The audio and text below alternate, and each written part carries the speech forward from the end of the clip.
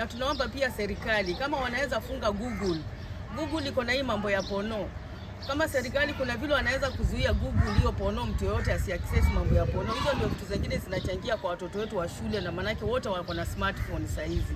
Waifunge na waseme hiyo Google itolewe mambo ya pono kabisa. Wanawake kutoka maeneo mbalimbali leo wameungana kukashifu visa vya ukatili wa kijinsia GBV vinavyoshuhudiwa nchini hivi karibuni, wakitaka hatua kali kuchukuliwa ili kulinda haki na usalama wa wanawake na watoto. Nimejumuika hapa na wamama wenzangu ili kukemea hichi kitendo cha ubakaji. Sana cha watoto. Jamani, wazee tuwe na kidogo, turudi tuwe na ile ubinadamu.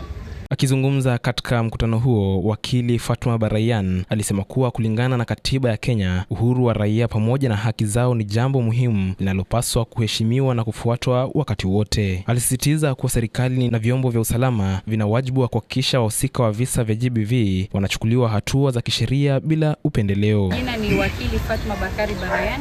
Leo nimejumuika na kina mama wenzangu kukashifu matendo ya gender based violence ambayo imetokea. Na nilisema kwamba tuiche hiki kikao leo kwa sababu jamii inatakikana kuelewa mambo mengi kuhusu gender based violence. Kama vile wenzangu wameongelelea, gender based violence imekuwa very rampant. I think sahi iko over 45% since 2022. Naye mgombea wa kiti cha mwakilishi wadi wa Old Town, Sheila Shalo, alisema kuwa wanawake wengi wamekuwa wakijitokeza kwa ujasiri kupinga haki zao hadi katika vituo vya polisi, lakini bado wengi wao hawapati haki wanayoistahili. Alieleza kuwa hali hiyo imechangia kuongezeka kwa hofu na kukata tamaa miongoni mwa waathiriwa ukatili wa kijinsia. Kina mama wamejitoa kimasomaso, wamefunga macho, wameamua hawaogopi tena aibu. Wanajitoa kimasomaso na kuelezea hali. Lakini la kusikitisha ni kuwa licha ya kuwa wao wamejitoa kimasomaso, wamefika polisi, lakini haki bado haipatikani. Kwa upande wake, mwanaharakati wa haki ya kijamii kutoka Mombasa, Sobrina Kanini, alitaka serikali kuchukua hatua za haraka kufunga mitandao ya pornografia, akidai kuwa maudhui hayo yanachangia kuharibika kwa maadili ya watoto na kuongezeka kwa vitendo vya ukatili katika jamii. Na tunaomba pia serikali kama wanaweza funga Google iko na hii mambo ya pono.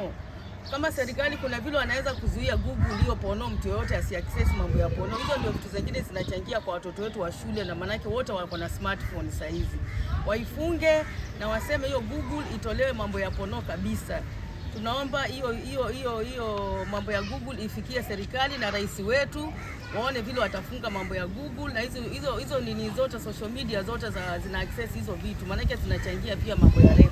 Viongozi hao walitoa wito kwa serikali, mashirika ya kijamii na wananchi kushirikiana katika kupambana na ukatili kijinsia na kuhakikisha haki inapatikana kwa waathiriwa wote. Na nikiripotia Swahili Pot FM kutoka eneo bunge la Mvita, kaunti ya Mombasa, jina langu ni Samuel Mutethia. Swahili inatuleta pamoja ndani ya Swahili Pot FM 91.7.